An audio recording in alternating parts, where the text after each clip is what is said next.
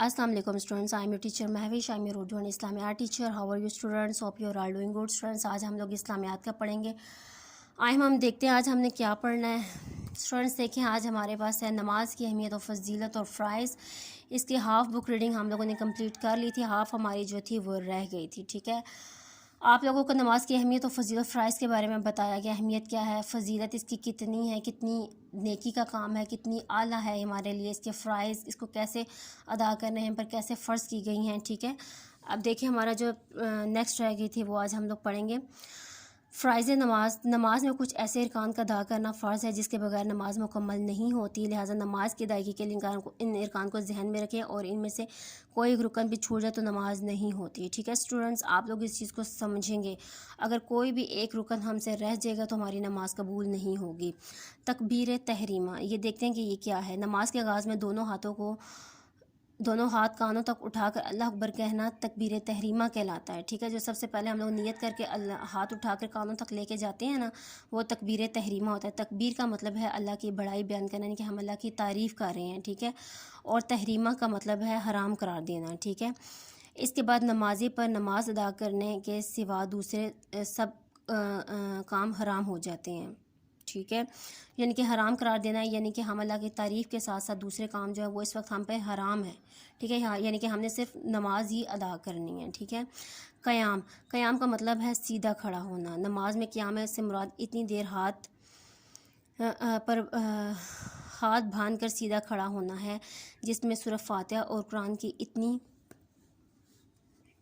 किरात हो सके जो फ़र्ज़ है। कुरान पाक में कोई एक सूरत ज़रूर पढ़ लें। ठीक है, यानी कि हम लोग जब अल्लाह अकबर कहकर हम लोग आगे हाथ बांध लेते हैं, सीधे खड़े होते हैं, फिर हम लोग अल्हम्दुलिल्लाह रब्बिल आलमीन वो सूरत पढ़ते हैं। फिर हम कहेंगे कुरान की कोई एक भी सूरत ऐसी हो कि वो भी आप लोग साथ पढ़ लें, यानी कि बेशक सूरतुल काफ़िरून पढ़ लें, कुल हुवल्लाहु अहद पढ़ लें। हम लोग तो हमेशा सूरह फातिहा के बाद ज़्यादातर कुल हुवल्लाहु अहद पढ़ते हैं। ठीक है, रुकू का मतलब है झुकना, यानी कि हम लोग झुक जाते हैं, इसका मतलब ये है।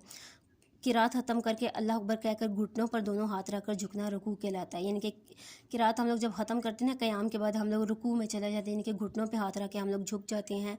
रुकू के दौरान 3 मरतबा सुबहान रब्बियल अज़ीम कहकर अल्लाह की अज़मत और बुज़ुर्गी का इकरार किया जाता है। इनके बढ़ाई हम लोग अल्लाह ताला की तारीफ़ करते हैं। ठीक है, सजदे की हालत में नमाज अपनी पेशानी, नाक, दोनों घुटने और दोनों पाँव ज़मीन पर रख कर अपनी बंदगी का इजहार करते हैं कि अल्लाह हम तेरे बंदे हैं, हम तेरी इबादत गुजार हैं। ठीक है, सजदा नमाज का अहम तरीन रुकन है। इस दौरान नमाजी 3 मरतबा सुबहान रब्बियल आला कहकर अपने रब की पाकी और बढ़ाई का इकरार करता है और हर रकत में 1 रुकू और 2 सजदे किए जाते हैं। ठीक है, 1 रुकू होता है, 2 सजदे किए जाते हैं। याद रखें कि जब हम लोग सजदा करेंगे तो अपनी पेशानी यानी कि माथा, अपने नाक, दोनों हाथ और घुटने हमारे चाहिए कि हम बिल्कुल ज़मीन के साथ उनको टच करें।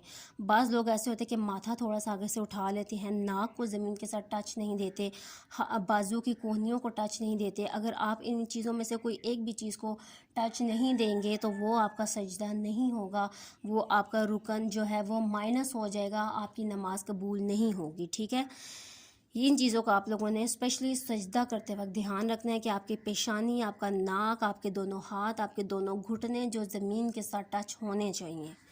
नेक्स्ट पेज पे आएँ। देखिए जी, कायदा तशहद, दूसरी रकत और आखिरी रकत में सजदे के बाद बैठने को कायदा कहते हैं।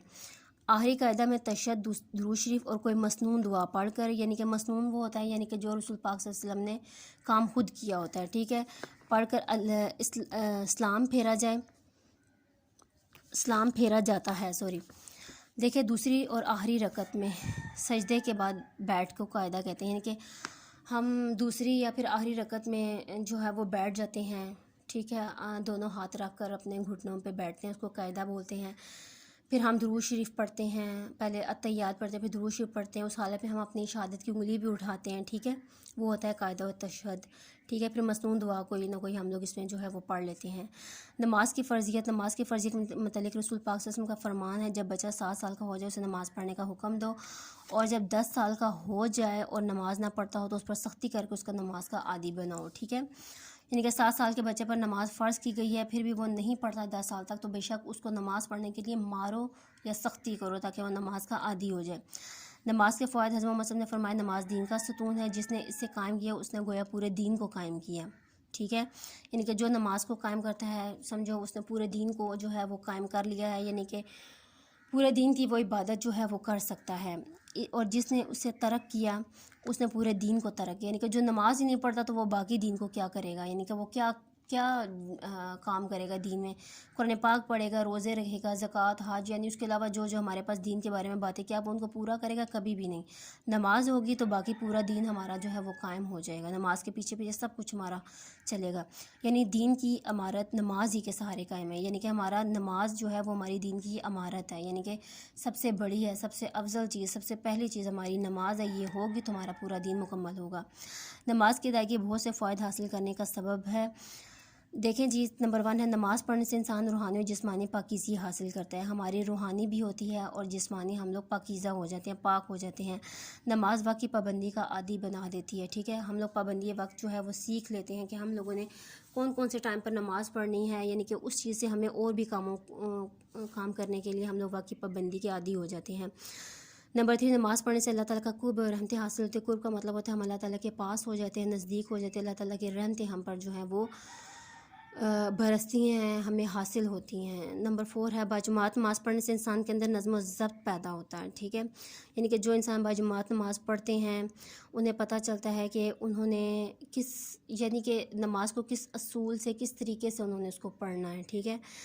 نماز مساوات اور بھائی چارے کا درس دیتی ہے، مساوات برابری ہوتا ہے، ٹھیک ہے، بھائی چارہ یعنی کہ بھائی بھائی بن کر رہیں، جیسے آج کل لوگ کالے گورے اور امیر غریب کو ترجیح دیتے ہیں، لیکن یہ ترجیح جو ہے وہ ختم ہو جاتی ہے، یعنی کہ ایک مسجد میں جب ہم ایک امام کے پیچھے جو نماز پڑھتے ہیں اس میں کالا گورا، امیر غریب، بڑا چھوٹا کوئی بھی نہیں دیکھا جاتا، ٹھیک ہے نا، اس میں سب برابر ہوتے ہیں۔ نماز سے ہمدردی اور محبت کے جذبات پیدا ہوتے ہیں، آپس میں ہم لوگ محبت کرتے ہیں، ہمدردی کرتے ہیں، ٹھیک ہے، ایک دوسرے کے حالات سے بھی آگاہی ملتی ہے جو باجماعت نماز پڑھتے ہیں، ٹھیک ہے۔ نماز فحش اور برے کاموں سے بچاتی ہے، ظاہر بات ہے ہم نماز پڑھیں گے تو ہمارا دل نہیں کرے گا کہ ہم برے کام کریں، یعنی کہ گناہوں کی طرف جائیں، ہم لوگ ان چیزوں سے بچتے ہیں۔ نماز معاشرتی تعلقات کو فروغ دینے کا ذریعہ ہے، یعنی کہ معاشرتی تعلقات جو ہیں اس میں روشنی، ایک رونق ہو جاتی ہے، یعنی کہ ہمیں وہ چیز ملتی ہے، ٹھیک ہے، معاشرتی تعلقات میں، یعنی کہ معاشرے میں جو ہمارے ادھر ادھر ایک دوسرے سے تعلقات ہوتے ہیں۔ حدیث کے مطابق نماز پڑھنے سے رزق میں اضافہ ہوتا ہے، رزق میں اضافہ تو ضرور ہوتا ہے، ٹھیک ہے، جب ہم نماز پڑھیں گے اللہ تعالیٰ ہمارے رزق کے دروازے کھول دیں گے۔ نماز کے بغیر کوئی بھی نیک عمل برگاہ الہی میں قبول نہیں ہوتا۔ نماز دین کی عمارت ہے، ٹھیک ہے، جب نماز پڑھیں گے تو پورا دین ہم لوگوں نے سمجھو حاصل کر لیا، اگر نہیں ہے تو کوئی بھی ہماری عبادت نماز کے بغیر جو ہے قبول نہیں ہوگی۔ اسٹوڈنٹس، ہم لوگوں کا یہ لیکچر، یہ چیپٹر ہمارا کمپلیٹ ہو گیا ہے۔ ہاف بک ریڈنگ ہم لوگوں نے 1 ڈے کی تھی، سیکنڈ بک ریڈنگ ہم لوگوں نے آج کمپلیٹ کی ہے، اور آپ لوگوں نے اس کو یاد کرنا ہے، اس کو سمجھنا بھی ہے، ان باتوں پر عمل بھی کرنا ہے، اس کی ویڈیو بنا کے مجھے سینڈ کرنی ہے۔ میں اپنا لیکچر ختم کرتی ہوں۔ Thank you so much students, اللہ حافظ۔